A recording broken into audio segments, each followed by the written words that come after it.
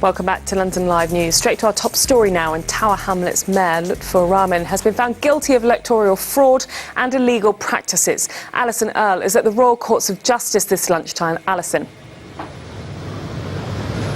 Well, the crowd, as you can see, has now dispersed, but it was a morning of real drama here at court. Lutfur Rahman did not show up to proceedings, but a number of his aides did, along with a number of members from the Tower Hamlets community. Now, they were here to see Judge Richard Morey deliver his 200-page judgment.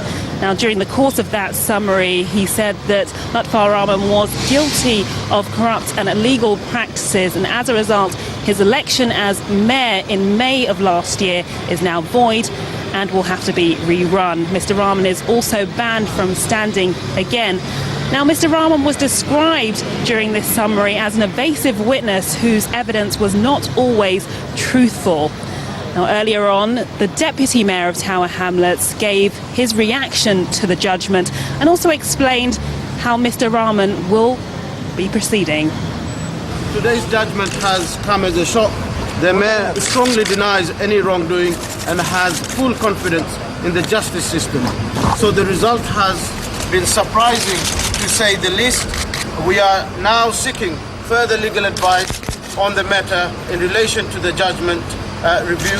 More detailed statements will be provided shortly. I also want to take this opportunity to reassure the residents of Tower Hamlets the service will continue. They will continue to receive the highest level of service that they have been receiving, and I will now act as the mayor until the election takes place. Well, during the course of this 10-week trial, the court heard some of the tactics that Mr. Rahman had used to secure votes during that election, including bribing voters with free food and also telling Muslims that it would be un-Islamic not to vote for him. Well, this case was brought by 4 voters from Tower Hamlets who were upset about some of those practices. We heard from one of them a short while ago. Many members of the Bangladeshi community have given us evidence having been threatened. Some have received death threats. We weren't very impressed by the support we've had from the police in terms of this case. We'll be asking them to reinvestigate all the cases of election fraud that have taken place, and we'll also be asking for a much higher quality of policing within Tower Hamlets. What would you like to see being done now to prevent election fraud in the future? Well, there needs to be a change in the law. In particular, postal votes. It's very easy to carry out fraud in postal votes. It never was. It should be tightened up, so only in the most exceptional circumstances, when people are ill or otherwise indisposed, should they be allowed. And that was the law in the past.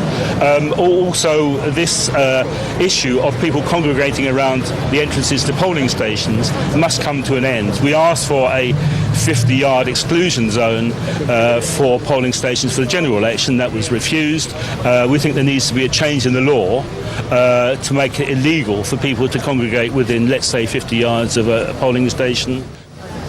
Well, as well as being removed from his post, Lutfur Rahman will also have to pay £250,000 in costs. But members of the community here today say Tower Hamlets has been hurt by what's gone on, and also the reputation of Muslims has been hurt. They say the next step should be to repair some of that damage. Thanks, Alison. Let's have a look at